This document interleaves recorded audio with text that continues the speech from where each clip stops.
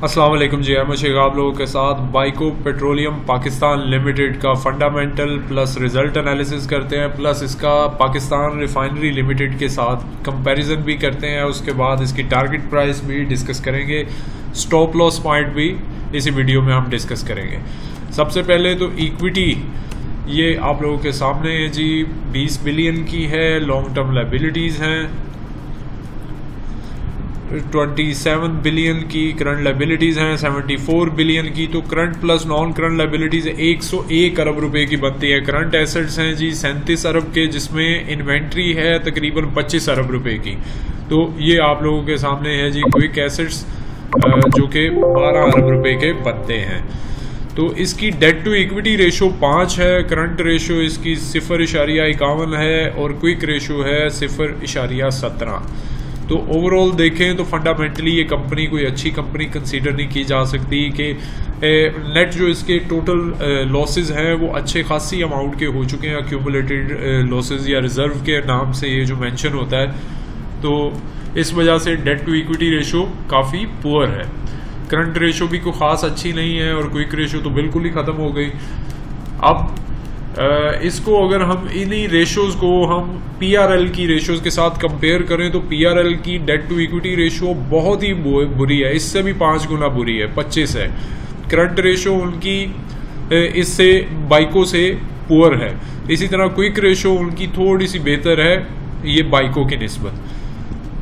तो 25 है जी उसकी पीआरएल की debt to equity ratio, current ratio 0.61 और क्विक रेशो 0.22। तो ओवरऑल अगर हम देखें तो पीआरएल की निस्बत बाइको के फंडामेंटल्स ज़्यादा स्ट्रॉन्ग है। अब आगे मजीद भी हम बात करेंगे। टर्नओवर इसका टोटल जो सेल्स हैं इस एक क्वार्टर की, मार्च क्वार्टर की अगर हम बात करें, 35 अरब रुपए की सेल है जी, 35.6 अरब रुपए की। और लास्ट ईयर सेम क्वार्टर में थी तकरीबन 50 अरब रुपए की। तो ये जो डिफरेंस है 28.40% का, वो कहते हैं जी कि ये रीज़न इसमें मेजर पोर्शन जो है वो है उसका जो प्राइसेस इंटरनेशनल मार्केट में क्रूड ऑयल प्राइसेस का डिफरेंस है उस वजह से हो रहा है। बाकी थोड़े बहुत सेल्स भी इनकी कम हुई हैं। कॉस्ट ऑफ सेल्स इनकी काफ़ी बेहतर हुई है 8.50%।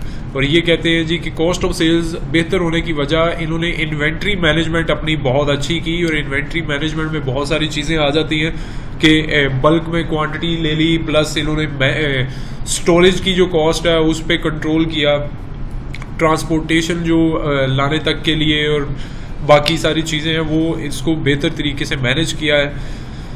तो इस वजह से इनको 8.5% का मार्जिन मिल गया है लास्ट ईयर सेम क्वार्टर की निस्बत। बाकी जो administrative, selling, distribution, other expenses, other income, net अगर हम उसका इम्पैक्ट देखें तो ज़्यादा हुए हैं एक्सपेंसेस 0.5% के हिसाब से। फाइनेंस कॉस्ट इनकी 1.50% है, जबकि लास्ट ईयर सेम क्वार्टर में 2.50% थी। तो काफ़ी बेहतर हुई है। इसमें इंटरेस्ट रेट का मार्जिन ज़्यादा है। बाकी इन्होंने थोड़े से मज़ीद लोन्स फाइनेंस भी लिए हैं। अगर हम नेट प्रॉफिटेबिलिटी की बात करें तो इस क्वार्टर की प्रॉफिटेबिलिटी इनकी बहुत ही अच्छी रही है। 1 अरब रुपये का नेट प्रॉफिट इनको हुआ है जी।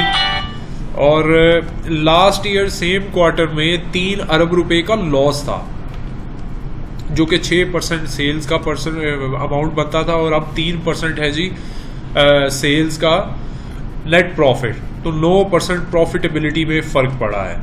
अब अगर हम इस क्वार्टर की अर्निंग पर शेयर देखें तो 0.20 है, जबकि लास्ट ईयर सेम क्वार्टर में लॉस पर शेयर थे 0.54।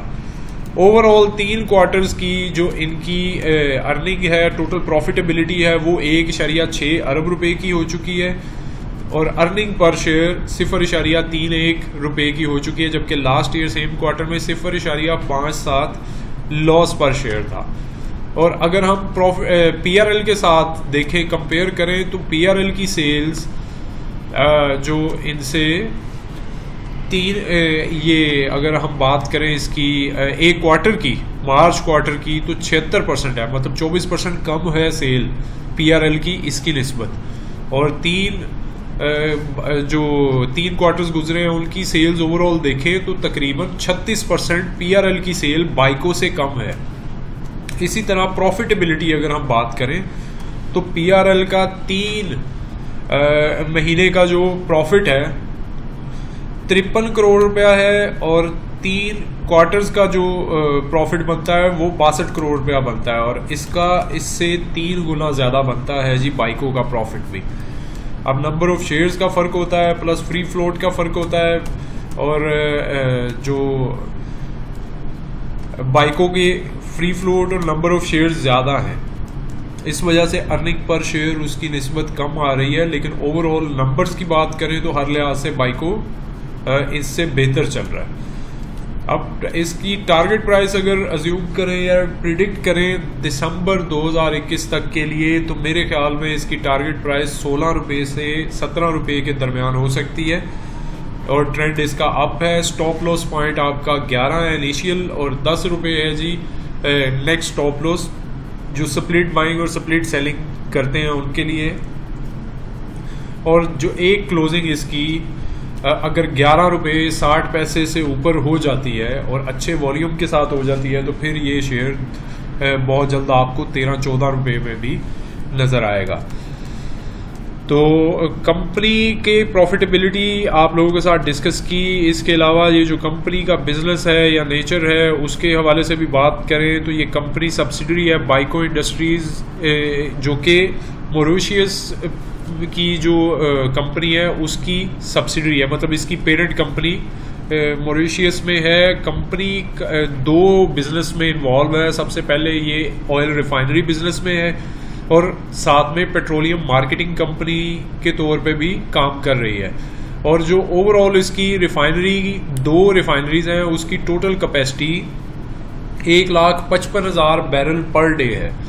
तो ये एक अच्छी खासी क्वांटिटी रिफाइन कर रहे हैं। पेट्रोलियम मार्केटिंग बिजनेस जो है इन्होंने 2007 में लॉन्च किया था और अब तक 405 रिटेल आउटलेट्स पूरे पाकिस्तान में हो चुकी हैं 31 मार्च 2021 तक।